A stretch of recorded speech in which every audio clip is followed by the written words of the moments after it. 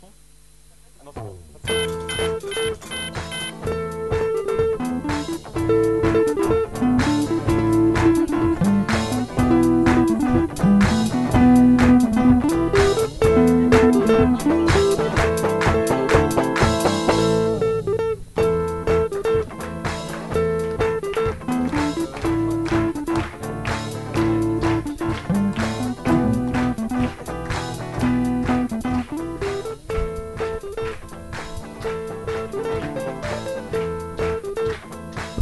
Bonsoir à tous et bienvenue. Oh, un petit problème de caméra. Salut. Bonsoir à tous et bienvenue au Spotlight de Lille sans rue Gambetta et en direct aussi depuis Facebook sur la page fan Followers Followers pour l'émission Followers, la première émission en direct des réseaux sociaux et en direct avec un public de folie ce soir.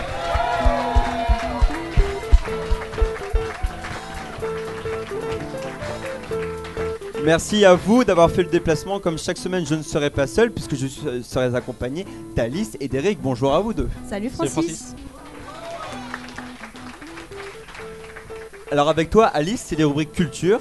Oui, c'est ça. Alors aujourd'hui, en musique, je vais parler de Left Boy et en culture, ça va être question d'économie et de fluctuations boursières. Eh ben dis donc, un programme chargé quand même. C'est ça. Voilà. Avec toi, Eric, comme d'habitude, toute l'actualité des réseaux sociaux. Comme chaque semaine, on va voir ce qui s'est passé sur Twitter et comment ça a réagi. Très bien, on te retrouvera plusieurs fois durant l'émission. Je suis aussi accompagné d'Angelina. Bonjour Angelina. Bonjour Francis. Alors, Angelina et Aliette, que vous pouvez aussi applaudir, bien sûr. Salut Francis. Vous ferez des chroniques un peu en rapport, c'est-à-dire qu'Aliette, tu vas traiter les oubliés. Voilà. Les oubliés de la semaine, oui. Ce dont les médias ne parlent pas. D'accord, ou ne parlent plus. Plutôt. Ne parlent plus. Voilà. Et Angelina, avec toi, ce sera donc l'info positive. Exactement, une petite actu positive, toujours en rapport avec le sujet d'Aliette. Eh bien très bien, et on aura tout à l'heure aussi le portrait d'un homme politique, ce sera fait par Corentin. Et en live, ce sont The Whiteys qui ont fait l'honneur d'être avec nous. Ce sera tout à l'heure aux alentours de 19h30. On commence tout de suite avec toi, Aliette, et les oubliés de la semaine. Alors, je vais vous faire un petit quiz. Qui a dit le climat est actuellement plus proche d'un climat de guerre que d'un climat de paix? Je sais pas, genre Récemment. Barack Obama. Récemment. C'est Non. Genre un prix Nobel de la paix. Non. C'est le président soudanais, Omar El-Béchir. Comment j'ai C'était pu évident. oublier ça? Comment vous avez pu oublier ça? C'est n'importe Ceux quoi. qui savaient qui c'était. Ben voilà, j'apprends des choses, c'est formidable. Si vous vous souvenez, en juillet dernier, le Soudan a subi, on va dire, une scission du pays en deux. Donc, suite à un référendum, le Soudan du Sud a déclaré son indépendance. Et comme on connaît tous les grands faits d'histoire où il y a l'établissement d'une frontière, il y a eu des problèmes après, Effectivement. dont on a très peu parlé. Je vais essayer de revenir dessus. Le problème majeur, c'est en fait parce que le Soudan du Sud... Donc aujourd'hui, on a le Soudan et le Soudan du Sud. Attends, je me permets de faire une intervention. Vas-y. Elle me l'a expliqué tout à l'heure, donc grosse concentration parce que c'est pas simple. Hein. Donc pendant 30 secondes, là, tout le monde est super attentif. Je vais essayer d'être On à se peu croit, près on y claire. va. là. Courage. Donc, le Soudan du Sud a toutes les richesses du pays, notamment le pétrole, sachant que c'est 90% des exportations du pays.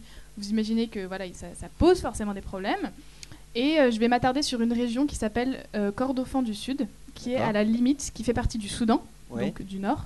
Et en fait, le 22 mai dernier, voilà, on peut le voir sur la carte, la ville a été attaquée et c'est 400 000 Soudanais depuis qui ont fui cette région-là vers le sud pour se protéger.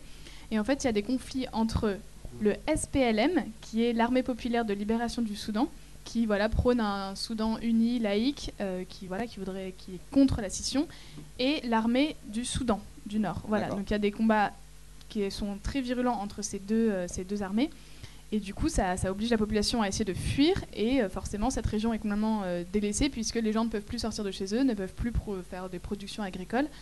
Donc voilà, ça pose problème. Et si vous suivez un peu la presse People, vous avez peut-être entendu parler de l'arrestation de Georges Clooney. Voilà, là, c'était Oui. plus Oh mon de Dieu. niveau. Georges Clooney. Il avait volé du café en fait. Non, Georges Clooney. Georges Clooney est un homme bien et il a manifesté devant l'ambassade du Soudan à Washington. Il s'est fait arrêter après ça et il est resté plusieurs mois au Soudan en fait et il dénonçait des conditions de vie là-bas. Une petite citation de Georges Clooney en exclu. Oui. Chaque jour de leur vie, ces personnes doivent affronter la peur, pas seulement celle de mourir de faim, mais aussi d'être tuées. Voilà, donc en fait, le gouvernement du Soudan applique une politique de terreur Et ce qui fait que du coup ça fait un gros coup de com' de la part de l'acteur, mais quand c'est pour une bonne cause comme ça, moi je dis oui. Et en fait on est en train de parler aujourd'hui d'un deuxième Darfour pour cette région du Kordofan, donc c'est vraiment quelque chose de très important, on n'en parle pas assez. C'est une crise humanitaire à prévoir dans très peu de temps, puisque voilà, avec la famine qui peut aussi arriver, puisqu'ils ne sont pas ravitaillés.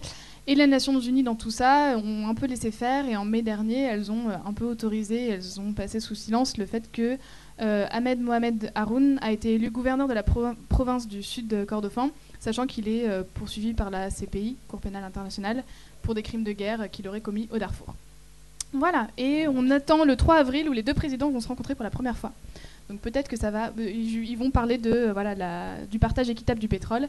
Et promis, la semaine prochaine, je ne vous parle plus de pétrole. Merci beaucoup, Aliette. Si vous avez effectivement des commentaires à apporter, peut-être des infos en plus sur le Sud-Soudan, n'hésitez pas à nous les faire parvenir. Ça se passe sur Twitter, followers avec un petit tiré du 8 en bas, ou alors sur la page Facebook, followers tout court en fait. J'ai vu des lumières crépiter, ce qui signifie que c'est l'alerte de Co. Ouais, c'est à mon tour de parler, enfin. Voilà. Donc on va revenir sur l'actualité. Et donc vous l'avez tous vu, mardi dernier, Nicolas Sarkozy se trouvait dans un collège suite au drame de Toulouse. Et il était là pour une minute de silence. Et ensuite il s'est adressé aux enfants de manière un peu maladroite, vu que ça donnait quelque chose du genre « Ça s'est passé à Toulouse, mais ça aurait pu très bien se passer ici, avec des enfants exactement comme vous. » Donc c'était vraiment pas le meilleur moyen de rassurer des jeunes collégiens. Et donc ça a donné lieu à un hashtag sur Twitter qui était « Toi aussi fais peur aux enfants comme Nicolas Sarkozy ». Et donc il y a des trucs assez sympas. Donc on va s'imaginer 5 minutes que Nicolas Sarkozy est devant un enfant insolent. Alors il peut toujours commencer par lui faire peur avec le fameux « Je brigue un second mandat ». donc là l'enfant commence un petit peu à avoir la peur intérieure elle vient doucement. Et si vraiment il commence à passer, il ne se calme pas, vous pouvez carrément continuer encore plus fort. « Si tu n'es pas gentil, j'invite Nadine Morano et Carla Bruni à ton anniversaire. » Alors là forcément les premières larmes arrivent. C'est vrai qu'une chanteuse muette et une poissonnière, c'est pas vraiment le cadeau dont rêve tout gamin. C'est vrai. Et s'il continue vraiment à être insolent, du genre s'il jette des billes sur la police ou des tomates, je sais pas, là vous sortez la grosse artillerie et tu dis « J'ai aussi le pouvoir de nommer David Douillet ministre de l'Éducation. » Il faut penser à des choses comme ça. Voilà. Mais là je pense que l'enfant fugue dans un autre pays parce que David Douillet, ministre de l'Éducation, moi ça me fait vraiment peur personnellement. Effectivement, merci Eric. On te retrouvera tout à l'heure pour d'autres alertes sur l'actualité et comment en fait l'actualité est traitée via Twitter. Twitter, on y reste avec les comptes Twitter et Facebook de la semaine. Vous le savez, chaque semaine, on vous propose un compte Twitter, un compte Facebook à suivre pour une certaine raison qui n'appartient qu'à nous finalement. C'est-à-dire qu'on fait un peu ce qu'on veut quand même. Il faut le dire. Le compte Twitter de la semaine s'appelle Le Pseudo. Voilà, donc déjà c'est quelqu'un qui s'est cassé pour son pseudo justement. Voilà. Et voilà, c'est du LOL. C'est en ces temps toujours de crise. Si vous avez envie d'avoir une timeline qui est un peu pleine de blagues, des blagounettes, voilà, vous suivez Le Pseudo. Et voilà, donc on a un exemple de pseudo qui, voilà, alors je vais le dire. Je suis en train de me tailler le visage pour oublier que la France entière regarde encore des émissions has-been comme The Voice. Voilà. Donc c'est comme ça. C'est un peu un humour. Un mec optimiste en gros. Un mec optimiste, on en reparlera, ça me permet de faire une petite transition. On en reparlera de The Voice dans quelques semaines parce que ça fait un gros carton d'audience. Ouais, et super bien. On essaiera de se faire une petite parodie de The Voice, on essaiera de faire quelque chose comme ça. Petit teasing pour les semaines à venir. Au niveau du compte Facebook, on a choisi, alors c'est d'abord un média de presse, ça s'appelle Ouzbek Erika. Voilà, n'hésitez pas à aller consulter leur page Facebook, ils mettent beaucoup d'informations. Donc c'est d'abord un journal qui est édité, Angina va me rappeler. C'est un vrai gros coup de cœur de la rédaction. Alors pour tous ceux qui ne connaissent pas, c'est en gros un journal qui parle du futur, enfin qui explore le futur à leur manière. Voilà. En plus ils font des partenariats avec la Gaieté Lyrique pour ceux qui habitent à Paris qui nous regardent et c'est très bonne qualité, précipitez-vous pour l'acheter. Voilà, et donc effectivement, oui, qui est très en avance et vraiment un beau magazine comme on n'en fait plus beaucoup en ce moment dans la presse. On enchaîne, on reste avec toi en fait, Angelina. Exactement. Avec l'info positive de la semaine. Voilà. Donc aujourd'hui avec moi, on va parler de sexe. Ouais. Oui. De grève du sexe. Et tu prétends faire une info positive. Patience mon petit Eric, ça arrive. Parce que justement par rapport au sujet d'Aliette, on peut dire que la grève du sexe a été un concept testé et approuvé par de nombreuses femmes africaines. Alors le principe est assez simple. On cesse de faire l'amour pour faire en sorte que les hommes cessent de faire la guerre. Mais ça marche vraiment en fait.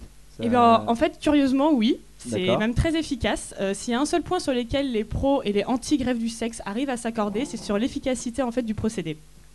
Jusqu'à présent, toutes les initiatives ont connu un franc succès. Et normalement, il n'y a pas de raison que ça ne continue pas. Un franc succès, tu as un exemple où ça a pu marcher ou quelque chose comme Bien ça? sûr, mon petit Francis. Ouais. Alors, en gros, Eh oui, l'exemple le le linge. plus connu a été mené au Liberia il y a quelques années par Legmac Bowe, que vous pouvez voir normalement si la régie fonctionne bien, qui est depuis devenu Oui. prix Nobel de la paix en 2003, excusez-moi du peu. Quand même. En 2011, pardon d'ailleurs. Hein. Et en 2003, c'était là l'action qu'elle a fait dans le milieu de la grève du sexe, qu'il y avait un dictateur qui était au pouvoir au Liberia, qui s'appelait Charles Taylor, qui sentant en fait la fin de son régime approcher, avait décidé d'entrer en négociation avec les opposants. Mais comme il faisait bien les choses, il n'avait pas invité les femmes aux négociations, donc en gros, elle restait à la maison tranquillement. Et c'est là en fait que l'idée de grève du sexe a germé dans les esprits de Legmac Bowe et l'ensemble des membres de son association. Et elles encourageaient les femmes à fermer leurs jambes, jusqu'à temps que leur droit à participer au débat politique soit enfin reconnu. Et D'accord. ça a marché. Au final, Charles Taylor est contraint de quitter le pouvoir et c'est Ellen Johnson Sirleaf qui est élue à la tête du Liberia, devenant ainsi la première femme élue au suffrage universel en Afrique, alors que quelques mois auparavant, elle n'avait même pas le droit de s'exprimer politiquement. Donc devant le succès de cette expérience, d'autres initiatives de ce genre ont été menées au Kenya, aux Philippines, on en a même vu en Colombie, bref, c'est devenu un truc international. Et toujours le même succès alors. Exactement. Et à chaque fois, le succès est au rendez-vous. D'ailleurs, je vous ai posté sur Twitter, Facebook des petits liens pour que vous puissiez voir les différentes actions qui ont été menées. D'accord, mais comment ça. J'imagine que les filles qui sont ici vont peut-être pas penser à ce genre d'initiative pour. On n'espère pas. On avoir n'espère gain pas. de cause. D'où ça vient? En gros, c'est dans les sociétés un peu patriarcales, les femmes n'ont pas spécialement, justement, on voit l'opportunité de s'exprimer dans la sphère publique. D'accord. D'où, l'idée de s'exprimer dans la sphère privée. Mais en fait, paradoxalement, c'est un homme le premier, justement, qui a eu l'idée d'un tel procédé. C'était le poète Aristophane. Donc on remonte à l'Antiquité, c'est pas du tout récent. C'est un traître aux hommes. Et c'est lui qui avait créé une pièce de théâtre dans laquelle une femme athénienne décidait de priver de sexe son conjoint. Donc depuis, on le voit, hein, les hommes sont morts de les doigts. Oui. Parce que si l'intention première était plutôt louable, au final, on voit se développer aujourd'hui le concept de grève du sexe pour à peu près tout et n'importe quoi. Donc ça fait que sur Internet, on a des témoignages de filles qui expliquent que maintenant, après chaque dispute, paf, une petite grève du sexe et ça permet de résoudre le conflit. Et donc, au final, ça permet même d'obtenir, certaines l'expliquent, un mariage pour des petits copains plutôt récalcitrants. Donc voilà, si vous n'arrivez pas à vous mettre la bague au doigt. Mais face à ces dérives, je peux que vous encourager à lire l'article de Gaëlle Marie Zimmerman, que je vous poste aussi sur Facebook. Alors, elle écrit notamment pour le Nouvel Obs, et elle s'interroge sur le bien fondé de telles actions aujourd'hui, surtout dans les sociétés occidentales. Donc voilà, personnellement, j'attends vos réactions, donnez-moi vos avis. Eh ben oui, surtout, j'imagine qu'il y a peut-être quand même des exemples parmi vous sur Facebook ou sur Twitter. N'hésitez pas à réagir et à porter vos avis.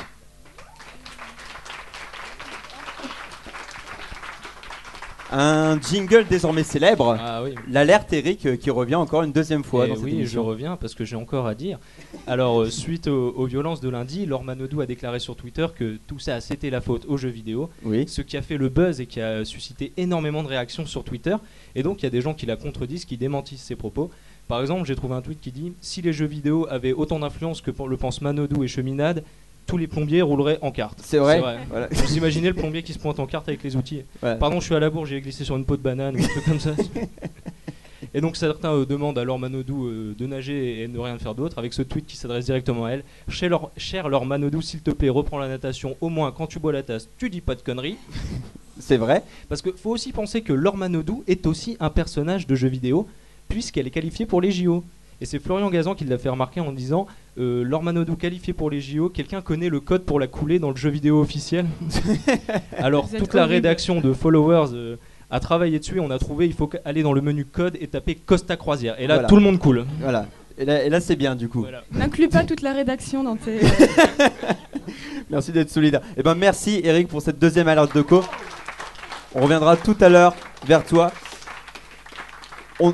On enchaîne avec une séquence qui n'était pas présente la semaine dernière, qu'on vous mettra en podcast dès ce soir. C'est l'analyse politique. Je tweete, donc je suis l'analyse d'un politique. C'est-à-dire que ça va être un sujet qui va être lancé hors du plateau. Et c'est pour ça que j'ai besoin de vous, le public. La technique est pour l'instant encore un peu bancale, on va le dire, et nous en sommes les premiers, désolés. C'est pourquoi il faudrait prier pour la technique. Je vous propose donc de suivre l'exemple de Ted Tebow. Voilà. Alors Ted Tebow, je ne sais pas si on peut l'avoir à l'image. Ted Tebow, c'est un joueur de football américain.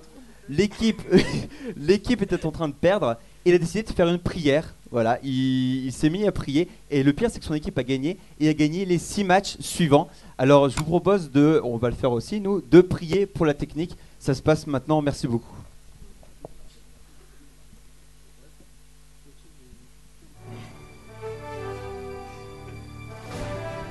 On est en condition là.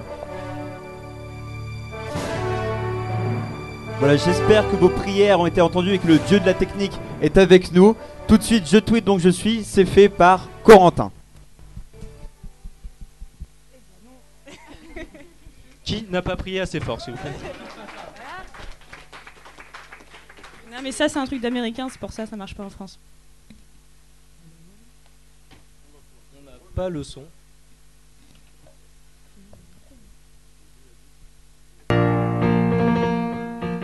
C'est la guerre. L'espace médiatique roule sous les attaques des impitoyables partis politiques. De toutes parts, l'absurde est partout. La bataille des parrainages, théâtre de combat sans merci, aura donc eu raison de notre droïde de protocole de la droite décomplexée. J'ai nommé Maître Dominique de Villepin. L'audace stupéfiante de l'image est belle, n'aura moi donc j'aime pas beaucoup. suffi pour rebooster sa campagne. Quand 500 signatures tu auras, te présenter tu pourras. Tant même écouter les préceptes gauliens de son académie, notre chevalier jeudi à col roulé fonce tête. On va la refaire parce que... Merci beaucoup.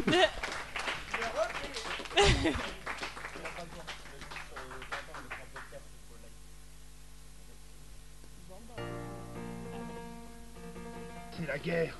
L'espace médiatique roule sous les attaques des impitoyables partis politiques. De toutes parts, l'absurde est partout. La bataille des parrainages, théâtre de combat sans merci, aura donc eu raison de notre droïde de protocole de la droite décomplexée. J'ai nommé Maître Dominique de Villepin. L'audace stupéfiante de D2VP n'aura donc pas suffi pour rebooster sa campagne. Quand 500 signatures tu auras, te présenter tu pourras. Tant même écouter les préceptes gauliens de son académie, notre chevalier jeudi à col roulé fonce tête baissée à l'assaut du vaisseau mère élyséen. Pour libérer les peuples du joug de l'empire UMPiste. Mais l'élu de la République solidaire n'avait pas encore achevé sa formation. Il était temps pour lui de passer à la vitesse lumière.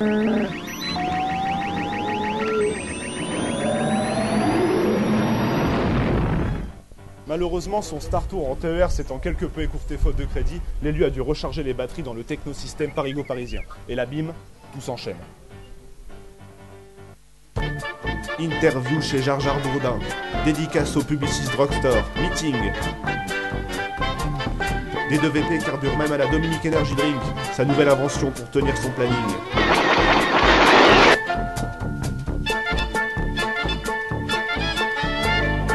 À grands coups de col roulé laser, il pourfend l'espace intersidéral twittosphérien.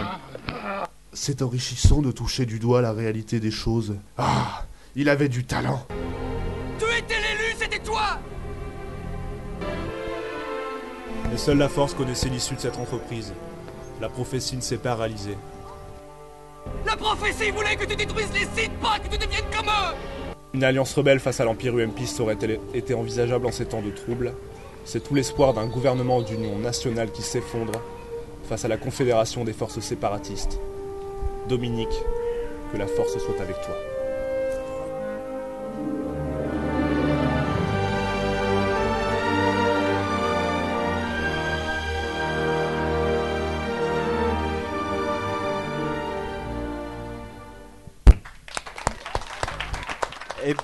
Eh bien, merci Corentin pour cette analyse de Dominique de Villepin, feu Dominique de Villepin, donc qui ne se feu, non.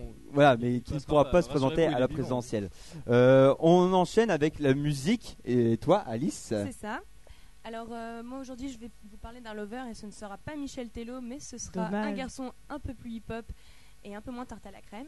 Donc comme vous voyez, c'est Left Boy, donc c'est un Autrichien de 22 ans qui a migré à New York et dès ses 18 ans pour étudier la musique. Et là-bas en fait il traîne un peu dans les ghettos de la Big Apple et se fait pote avec plein de loupards, de dealers et tout ça et qui le poussent à faire de la musique. Du coup il a fait un buzz l'été dernier avec 2 reprises, notamment celle du planétaire riff de Jack Sparrow, Donc Corentin, peux-tu nous faire écouter ? Merci. Mais aussi après, plus tard, il a fait une reprise de la version hip-hop dub du célèbre I Want To de Radiohead, qui était, mesdames, je vous le rappelle, la BO de Roméo plus Juliette il y a quelques temps. D'accord. Donc en ce moment, il vient de sortir un dernier clip qui marche plutôt bien, et tout en low motion, qui s'appelle Outro. Donc en fait, ça y est, là, t'es amoureuse, c'est bon. En fait, pas tant que ça, parce qu'au final, porter des lunettes noires, montrer des nanas qui s'embrassent, les asperger de champagne et dire fuck, prenez de la drogue tout le temps, c'est un peu du déjà vu. Du coup, je trouve personnellement que le niveau n'est pas très élevé, mais bien sûr, j'attends quand même vos commentaires pour me dire si vous aimez ou pas. Voilà. Merci beaucoup Alice pour cette découverte musicale. On aura, on espère que certaines personnes vont réagir et nous dire ce qu'elles en pensent, s'ils ont peut-être déjà vu en concert. On enchaîne tout de suite avec la faille de la semaine. Vous le savez, chaque semaine sur Twitter, il y a souvent des règlements de compte ou des personnes qui donnent leur avis alors que tout simplement elles ne devraient pas. Cette semaine, on a pris l'exemple de Jean-Jacques Urvoas qui tweet sur l'affaire Mera. Alors voici son tweet. Si je comprends bien, le RAID n'est donc pas capable en 30 heures d'aller chercher un individu seul dans un appartement. Voilà, alors c'est certainement quelque chose qu'on pense peut-être tous, sauf que Jean-Jacques Urvoas est délégué aux questions de sécurité pour le PS, donc c'est-à-dire peut-être futur ministre de l'Intérieur. Et pourquoi on a sélectionné ce tweet ? Puisque donc forcément tollé sur la toile, tollé sur Twitter, tout le monde qui réagit. Jean-Jacques forcément s'excuse. Mon tweet précédent a été malvenu, inadapté au contexte. Force est restée à la loi. Hommage au courage des hommes du raid. Pourquoi on a choisi ça ? Parce que ok, il s'excuse, mais il n'a pas enlevé son tweet. Alors par exemple, tu l'as dit tout à l'heure, Laure Manodou, quand elle avait tweeté sur les jeux vidéo, elle avait carrément fermé son compte. Elle avait dû fermer son compte totalement, mais elle est revenue finalement. Elle a envoyé un petit message à Bousquet, je suis de retour. Voilà.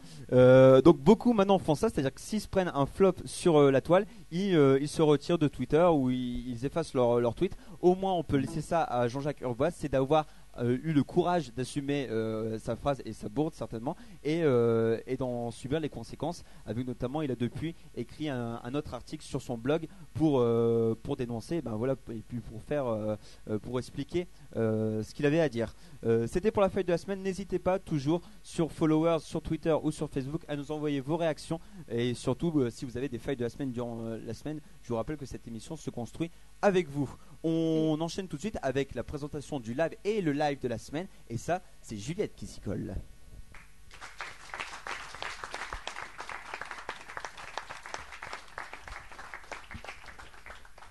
Bonjour Juliette. Bonsoir Francis, bonsoir à tous. Merci. Alors cette semaine, je vous emmène dans un univers un peu plus rétro. D'accord. C'est les Whiteys qui nous font le plaisir d'être avec nous. C'est un groupe qui est plutôt jeune, ils vont bientôt fêter leurs 2 ans. Et on y retrouve Cyril à la batterie, Thibaut à la guitare et Xavier à la voix. Donc ceux qui les connaissent seront d'accord avec moi, on ne peut pas les mettre dans un seul style musical parce que les Whiteys, c'est un de ces groupes qui marche à l'envie, qui marche à l'intuition, qui marche au feeling. D'accord. Donc on retrouve aussi bien du folk, de la pop, du reggae, du funk, je crois que j'ai tout dit. Et ils viennent d'univers musicaux complètement différents. Donc on retrouve... Donc ça donne vraiment un univers musical, joyeux, quelque chose d'entraînant, d'original. Et donc ils composent, mais ils reprennent également des chansons. Personnellement, je suis absolument fan de la reprise de la scène. N'hésitez pas à aller voir sur leur page Facebook.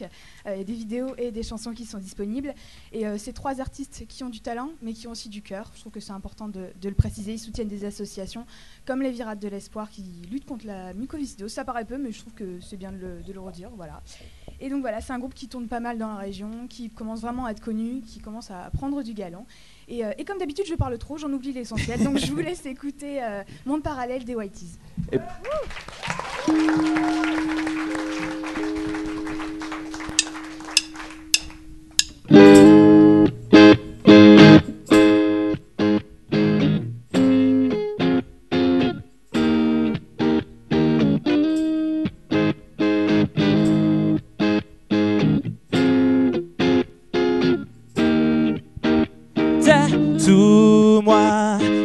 Tatoue-moi, empare-toi de moi. Tatoue-moi, grave-toi en moi.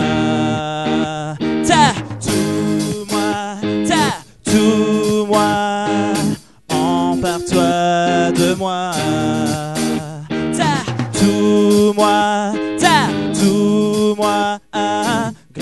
grave-toi en moi.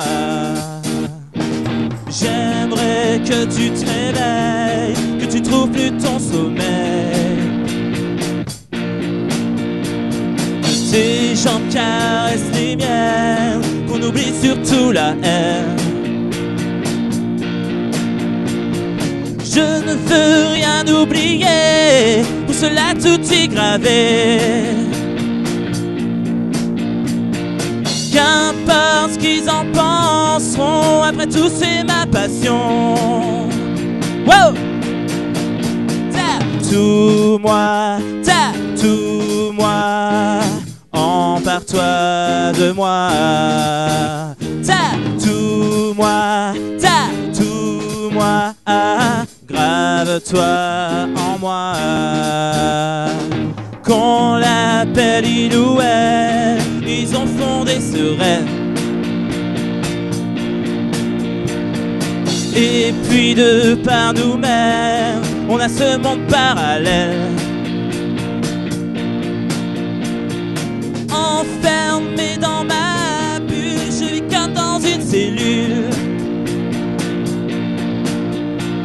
Comme si juste pour un moment je redevenais un enfant. Wow! Tatoue-moi, tatoue-moi, empare-toi de moi. Tatoue-moi, tatoue-moi, grave-toi en moi. Imprégné de cette encre, j'assumerai tous mes choix jusqu'à mon dernier sou. Qu'importe tous ces choix, j'entendrai sa voix, je les verrai dans tout ça. Loup!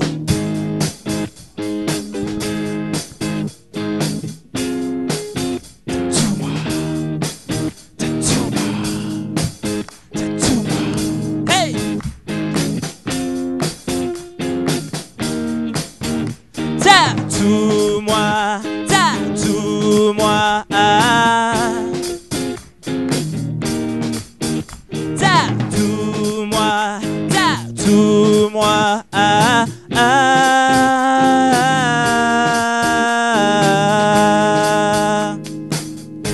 On y va? Ensemble? Yes!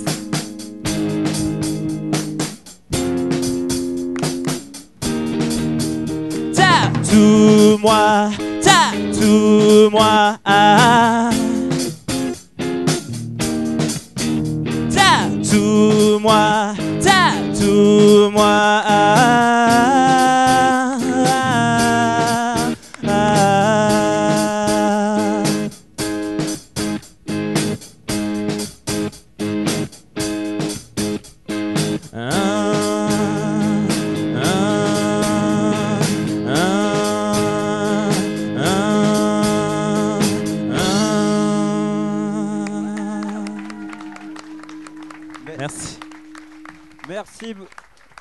Merci. Merci beaucoup. Merci beaucoup aux White Tees que vous retrouverez tout à l'heure à 21h au Spotlight pour un concert complet. Si vous n'avez pas encore votre place et que vous souhaitez y aller, dépêchez-vous. Il y en a encore quelques-unes. On continue toujours dans la culture avec toi, Alice. Oui. Alors, est-ce que quelqu'un a peur de la pleine lune ? Laquelle? La tienne, Francis. Ouais. Enfin bon, si vous avez peur, j'ai trouvé un moyen en fait d'investir économiquement dedans. Je vais m'expliquer. Depuis février dernier jusqu'à février prochain, il y a un designer qui s'appelle Xing Tachung. Bon, pardonnez-moi l'accent. Peux-tu nous le redire? Xing Tachung, qui compte spéculer en bourse en fonction des signes astrologiques et autres craintes populaires. Donc en fait, ce concept est tout simplement parti du constat que depuis 5 ans, nous vivons, nous sommes en période de crise et que globalement et psychologiquement, tout le monde est un peu dépressif. Du coup, Xing Tachung s'est renseigné et a découvert que nous avions... te moque pas de mon accent, que nous avions besoin de repères, même irrationnels qu'ils soient, pour nous guider, du moment qu'ils répondent à notre conscience collective. Donc il s'est appuyé sur une recherche d'un professeur qui s'appelle Richard Wiseman, et en fait, la conclusion est que quand ça va mal, on se réfugie dans l'irrationnel, juste pour avoir l'illusion d'avoir le contrôle sur ce qui ne va pas. Du coup, son concept, c'est une installation, donc comme on peut le voir là. Donc il y a un petit boîtier en fait qui au fur et à mesure évolue en fonction des fluctuations de sa bourse, du coup qu'il a inventé. Il y a même inventé des costumes verts en fait pour les traders parce que vert c'est la couleur significative d'une hausse en matière de bourse, et dessiner des patrons uniquement composés de multiples de 8 en fait. Et pourquoi le 8 ? Parce que 8, c'est un chiffre porte-bonheur en Asie, c'est signe de richesse et de prospérité. Par exemple, une plaque d'immatriculation comme celle-ci a été vendue 500 000 pounds à Hong Kong il y a quelques années. D'accord. Et donc voilà, en se disant je vais être plus fort dans ma voiture. Mais si on pousse encore plus loin, les JO de Pékin débutaient en août 2008, donc 8-8 à 8h, 8 minutes et 8 secondes. Bon, en Asie, c'est un peu faux, faut croire. Mais pourquoi la bourse, me demanderiez-vous ? Tout simplement parce que c'est un système qui mêle une forte prise de risque et des hauts enjeux financiers, et du coup, c'est très propice à susciter des angoisses et des fantasmes mystiques.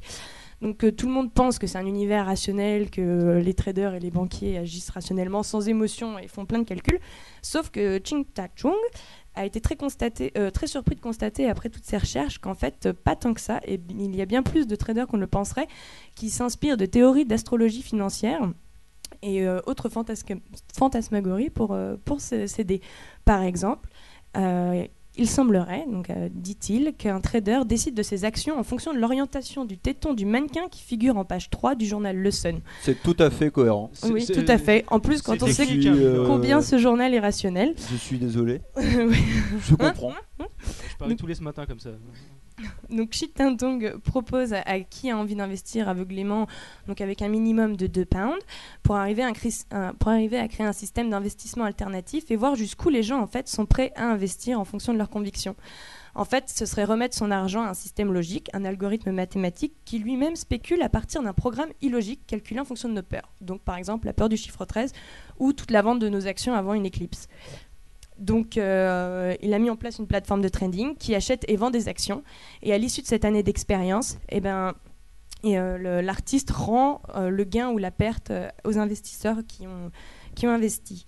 Donc, c'est une manière gentille, je trouve, de se moquer un peu des superstitions populaires et autres. Mais c'est surtout intéressant de voir jusqu'où les gens peuvent aller et à quoi ressemblerait en fait notre réalité si elle était entièrement façonnée par toutes ces craintes en fait. Donc Ching Ta-chung, vous pouvez le suivre sur Twitter. Il a créé un compte qui s'appelle An Uncanny Algorithm, donc voilà, où il met le cours de sa petite bourse, il explique ce qui se passe. Et si vous êtes intéressé pour investir ou même juste pour vous renseigner, vous pouvez aller sur son site superstitioustout.com. Donc je le posterai sur Facebook, voilà. Okay. Et il y a une charte qui explique un peu sa démarche et même un PDF explicatif. Donc jusqu'où vous, est-ce que vous serez prêt à aller et à quelle superstition confierez-vous votre argent ? Je vous laisse me le dire. Merci beaucoup Alice. Et effectivement, dites-nous à quelles conditions vous confieriez votre argent à cet artiste, à savoir si par exemple vous avez peur des cochons, on va dire, et que c'est la Saint-Cochon aujourd'hui. C'est ça. C'est l'année du cochon. C'est l'année du cochon. Et du coup vous ne misez pas pendant un an, ce qui est totalement formidable. On a des réactions sur Twitter. Ouais, on a des réactions sur Twitter, on en a pas mal. Donc on a des petites blagues de Philippe Olive qui nous dit que Eva Joly promet la grève du sexe dans son programme et que son mari va être content. Elle va encore baisser dans les sondages. On a aussi Alette Luckyman qui nous rappelle La Source des femmes, qui est qui est sorti en DVD il n'y a pas longtemps et qui reprend exactement le sujet de la grève du sexe chez les femmes en Afrique. D'accord. Et nous avons aussi, qu'est-ce qu'on a ? Et on a encore une petite blague de Philippe Olive parce qu'elle est drôle. On a une annonce AFP Lolowers. De Villepinte se fait ordonner prêtre et part au Soudan. Voilà, merci à tous. Merci. L'émission. Merci à vous d'avoir réagi puisque c'est déjà la fin de l'émission. Voilà, et oui, c'est triste. Non, voilà. Non, du tout. On l'a refait. Merci à tous d'avoir réagi. Surtout que souvent ça fait le beurre d'Eric. Voilà. Oui, on va prolonger un petit peu. Oui. On est bien en direct du Spotlight, je le rappelle. Oui. Voilà. Alors, qu'est-ce que tu as encore à nous dire à propos de l'actualité sur Twitter et sur Facebook ? Alors, comme vous le savez, le week-end, le sport reprend ses droits et c'est aussi le cas sur Twitter. Et c'est pour ça que vous avez de nombreux trending topics à propos de matchs qui sont en cours ou d'événements sportifs. Et donc hier, c'était à propos du Grand Prix de Malaisie qui a connu quelques intempéries. Oui, et donc dans les trending topics, j'ai trouvé Romain Grosjean. Alors pour ceux qui ne savent pas, Romain Grosjean, c'est un pilote français tout fraîchement arrivé sur le circuit. et donc qui a pas très bien commencé. Donc je voulais suivre sa course sur Twitter pour voir comment ça se passait. Et donc ça a pas super bien démarré parce que j'ai trouvé un tweet qui dit Romain Grosjean a fait un super départ mais s'est fait piéger avec Choumi par la pluie. C'est pas fini, la course est longue. Mais non, la course n'a pas été longue pour lui. Il a fini par sortir de piste. Et donc Twitter en profite pour se moquer un peu de lui en disant Romain Grosjean 2 tours au premier Grand Prix parce qu'il était déjà centré en Australie. 4 tours au deuxième, ce n'est pas le nouveau Alain Prost, mais plutôt le nouveau Jean Alesi. C'est pas gentil pour Jean Alesi. Voilà, pour ceux qui connaissent pas, Jean Alesi, c'était un pilote français des années 90 qui était plus habitué à côtoyer le gravier plutôt que côtoyer la ligne d'arrivée. Mais certains croient en lui, parce que j'ai trouvé quelqu'un qui a mis un jour Romain Grosjean remportera un Grand Prix, il faudra juste que ce Grand Prix ne dure que 3 tours. Oui. Voilà, donc on lui souhaite bon courage parce que c'est quand même un pilote prometteur. Eh ben tout à fait. Et s'il y a des soutiens de Romain Grosjean en ce moment, n'hésitez pas et puis priez pour lui, faites des T-Boeing. Un T-Boeing pour lui, je pense. Un T-Boeing pour Romain Grosjean, on essaiera de s'organiser ça. Voilà, cette fois-ci, je pense pas me tromper en disant que c'est déjà la fin de l'émission. Ah, on a encore quelques réactions si tu veux. Et bon, on a encore quelques réactions. Qu'est-ce qu'on se dit sur la toile à ce moment-là? C'est vraiment la démocratie, c'est le vote du public ce soir qui a tranché. Là. Alors, je sais pas si on m'entend. Si. Il y a un certain Stéphane Parsi qui dit trop de la balle, les Whiteys, on vous aime très fort, bon concert à vous trois. Ils sont des fans. Alors je rappelle que les Whiteys seront en concert tout à l'heure à 21h au Spotlight. C'est 100 rue Gambetta à côté de la place de la République, donc n'hésitez pas, il y a encore quelques places si vous vous dépêchez. D'autres réactions? C'est tout? Bah aussi oui. Christelle Delannoy, vas-y. Qui est du Jura, elle fait on a regardé les Whiteys et bravo au groupe. Et ben jusqu'au Jura on nous regarde. Déjà on avait des commentaires de Londres l'an dernier. La semaine dernière. La semaine dernière. C'est l'heure d'été ça. Ouais, c'est le décalage horaire. Ouais, je comprends très bien. Bon, et ben merci à tous d'avoir suivi cette émission autant au Spotlight ici. Merci au public. Merci. Followers, l'émission en direct depuis Twitter et Facebook. N'hésitez pas à apporter vos contenus, à apporter vos affiches. L'émission continue toute la semaine, bien sûr. On continue de poster des infos, des compléments. Et on se retrouve surtout la semaine prochaine, toujours en direct du Spotlight. Et on se retrouve aussi tout à l'heure sur YouTube, puisque le podcast sera disponible sur YouTube. Merci à tous, bonne semaine.